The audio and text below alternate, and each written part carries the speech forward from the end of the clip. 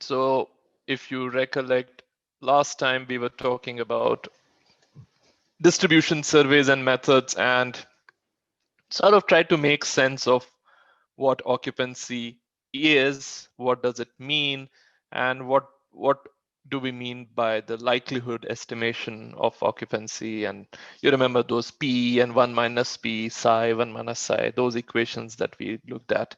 So it just basically to give us a bit of a primer into what's occupancy all about.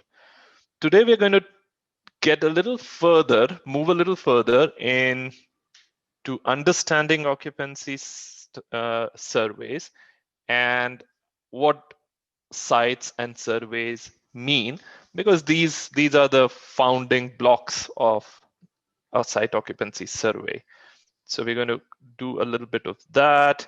And then Justine has a very exciting exercise for us. It's almost like a game, which hopefully will be fun.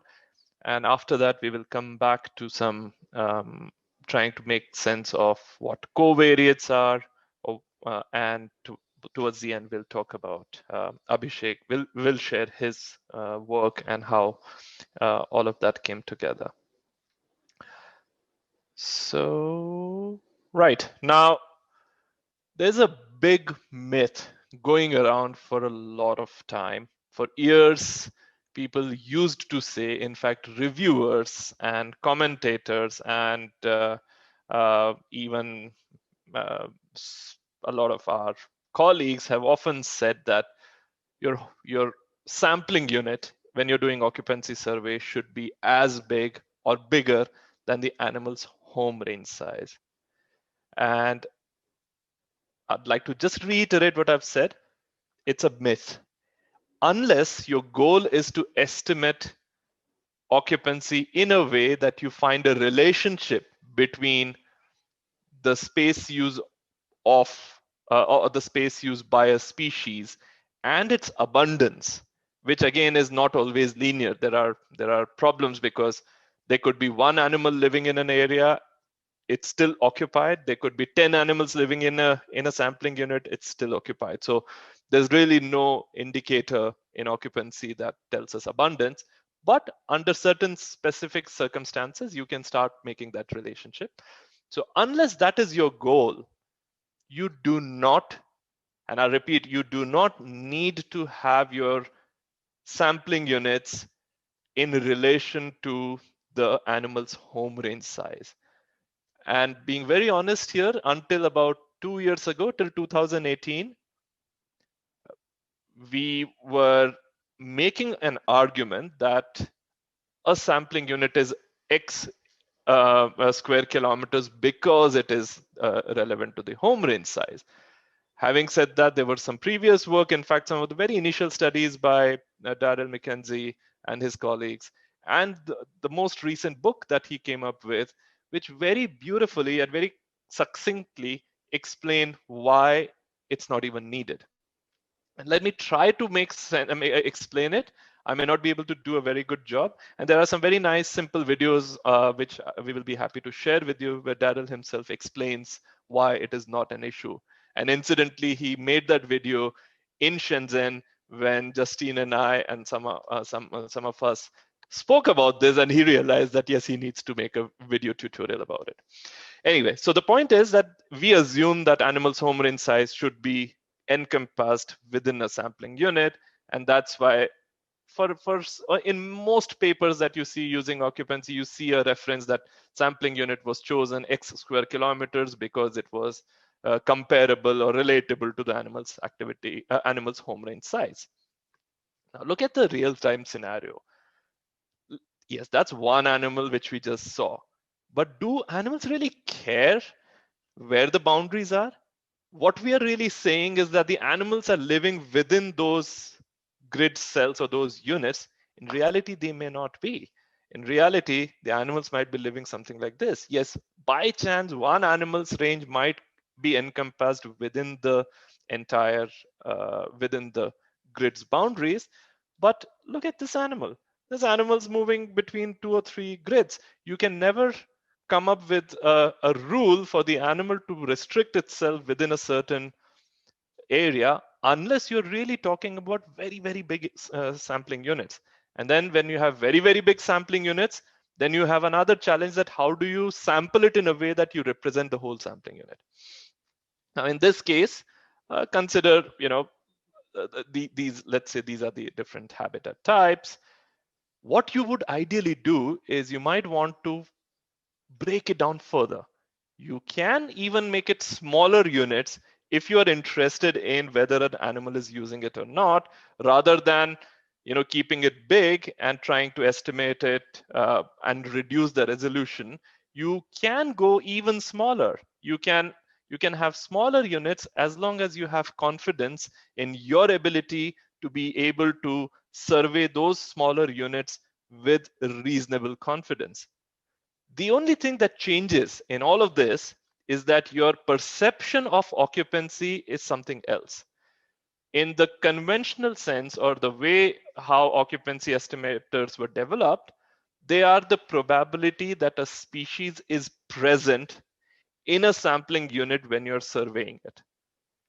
In this case, and in most cases when you're using sign survey data, when you're using camera trap data, any data where you have to continue the survey for a few days or months or weeks, you're technically letting the animal roam about in its activity range. When you're doing that, the animal is technically going to be present only in one sampling unit at a point in time, but it's using the units around it as well. Now, consider the question of distribution range. Are we really interested in how many sampling units are occupied by an individual or by a species or by different individuals of a species in a cross section or in a fraction of time? Or are we more interested in which area the species uses? If you really are interested that at a snapshot of time, which is, let's say, 12 o'clock, 20th December, which units were occupied, then yes, then you are estimating occupancy. And at that point in time, even at that point in time, your animal is like 1 meter long. Snow leopard is 1 meter long and half a meter wide, or not even that much. So your sampling unit size can be as small as the snow leopard, right? Even then it could be fine. So theoretically, that would become the size. But again, given the practicalities and the other issues, what we technically look at is, and especially with distribution surveys, our main question is which areas a species is using, not really which area X number of individuals of a species are sitting in at a point in time. And that's why it's absolutely fine to have smaller sampling unit, because if you have slightly smaller sampling units, then you are able to cover them much better. Now imagine if there is a big sampling unit, and if I'm trying to survey this sampling unit through a few surveys, I am able to, let's say, because it's very big, I'm only able to just survey this part. Let me use another pen. Let's say I'm surveying this unit and I'm only able to sample this part. What I'm really saying is that based on this small survey, I'm making an estimation about this entire grid. Now that's a huge leap of faith, that based on a small subsection, I'm making an assumption about a huge part of this survey unit. Similarly, if what was I saying? Yeah. So technically speaking, if I'm able to cover a reasonable coverage of this sampling unit, then I have the confidence to be able to say that yes, this sampling unit is represented. But if not, then I'm really talking about a smaller subsection of it. Might as well divide it into these 4 sections and say what is the occupancy in these units, right? I haven't surveyed these, but if I'm doing random sampling, then I might end up coming up with some estimates out there. Does that make sense? Let's go further. I think we will be talking a lot about this, and hopefully it will become clearer. Okay, how do you do it? In an ideal world, each sampling unit, small as it may, you go to those sampling units, you You visit them more than once and you test whether the snow leopard or a species of your interest is present there or not. But in reality, you don't need to do this as well. And again, this is something most people have been doing, uh, including us. We have mostly been doing 100% coverage, but what is not really necessary is 100% coverage. What you can possibly do is you can really do a sampling of your survey. It's almost sampling your samples.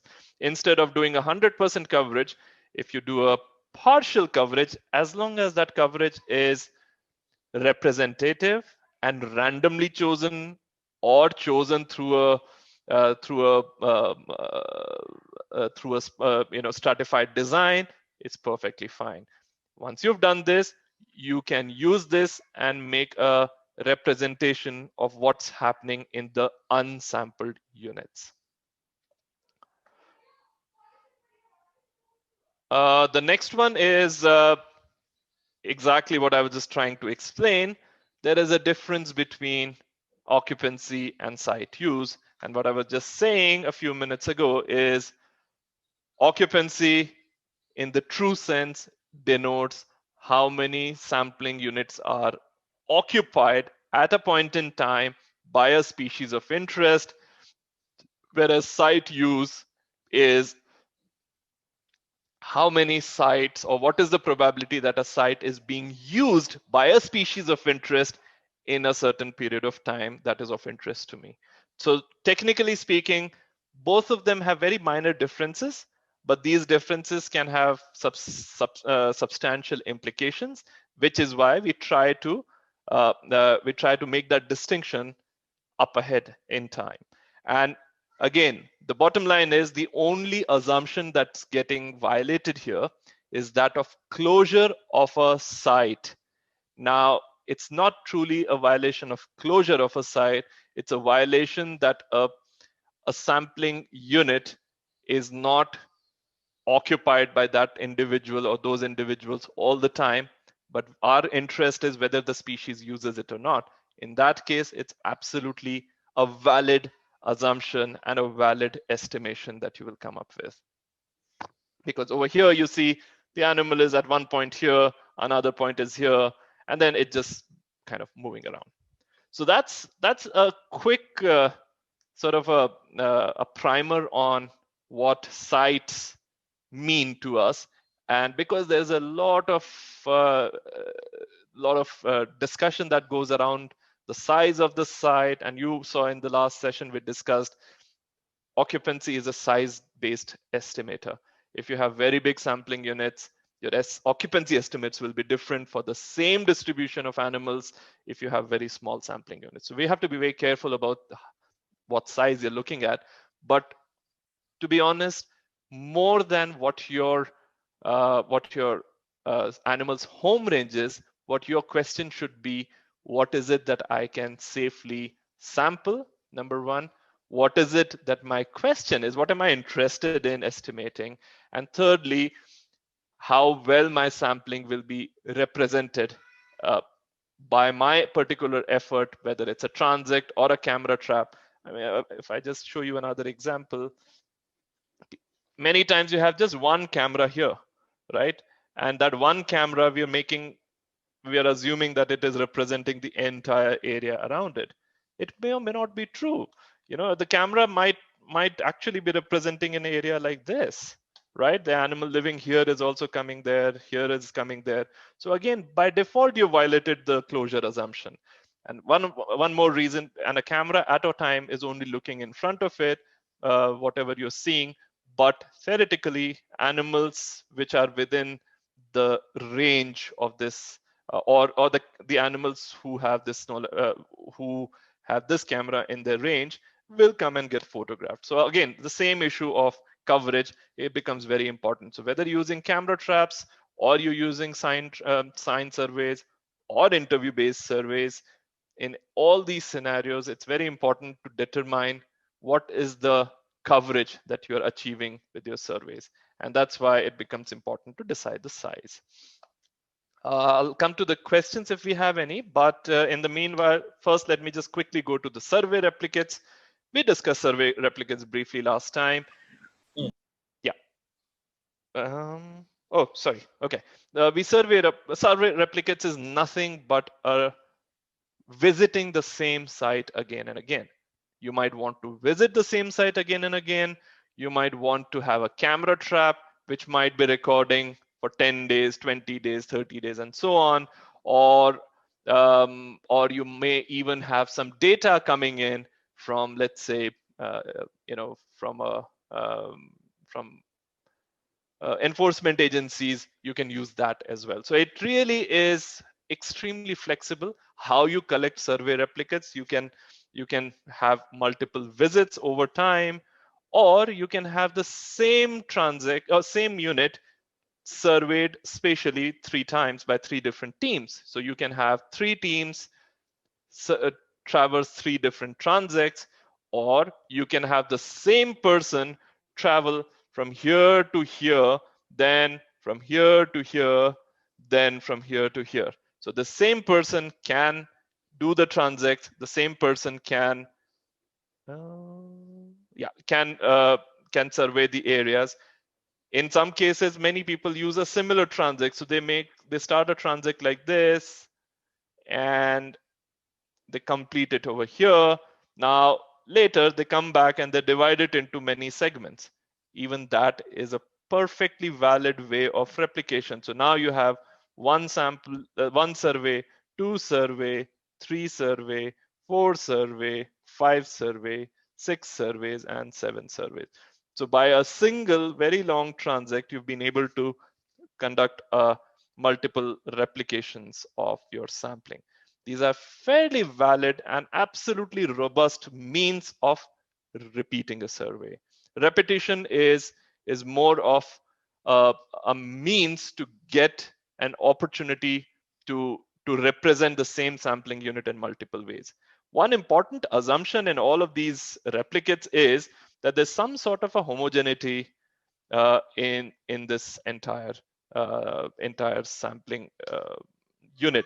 If the habitat is such that, let's say, the habitat is cut like this, for example, and if you are going and surveying it, we have people still joining in. Where do I change colors? Yeah. And you only survey this in the first trip, this in the second trip, this in the third trip. You're not doing anything wrong. All you're doing is you are surveying a sub-habitat or a micro-habitat in a different micro-habitat in 3 different sampling units.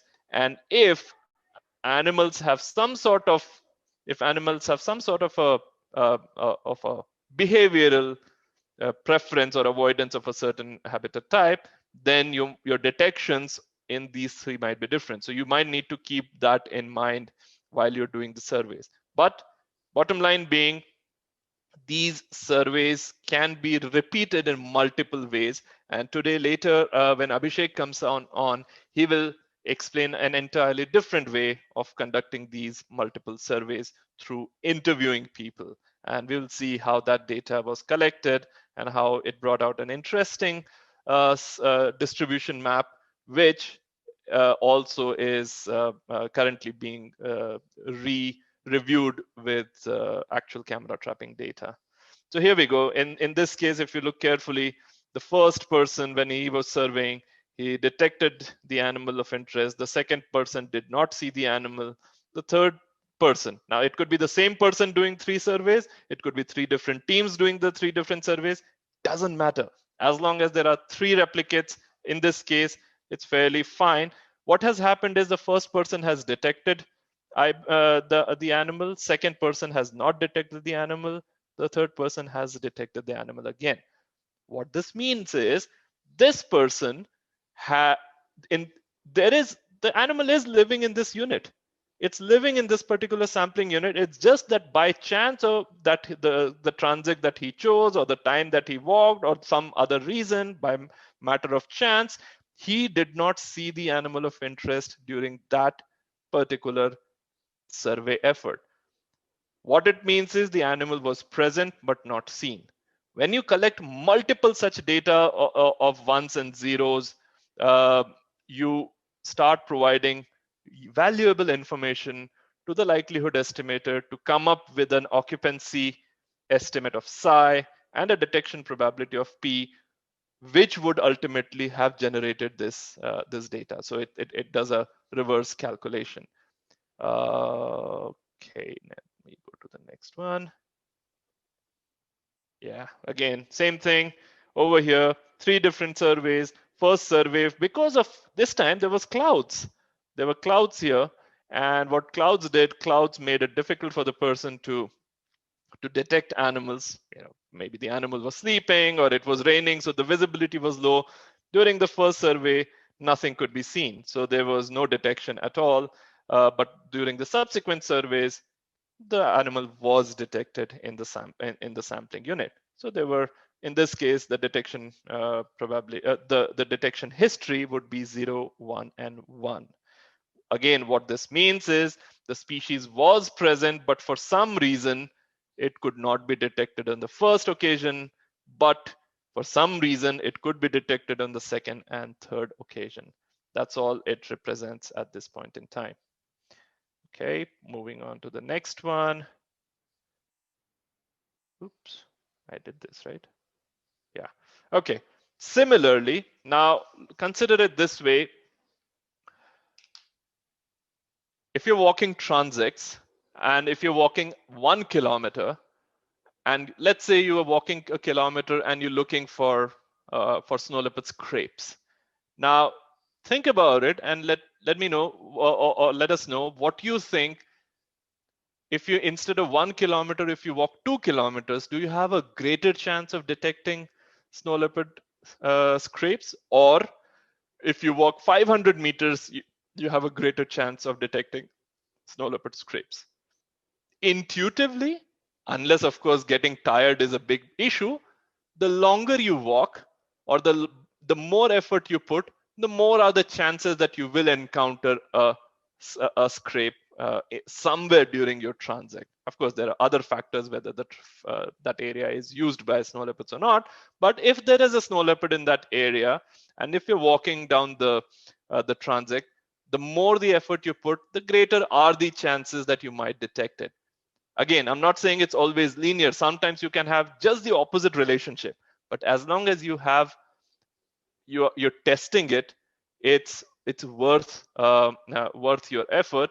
And similarly, in case of camera traps, now when you're using camera traps for occupancy surveys, you can decide, okay, for a set of 5 days, I would like to determine whether um, so every 5 days becomes my survey effort, right?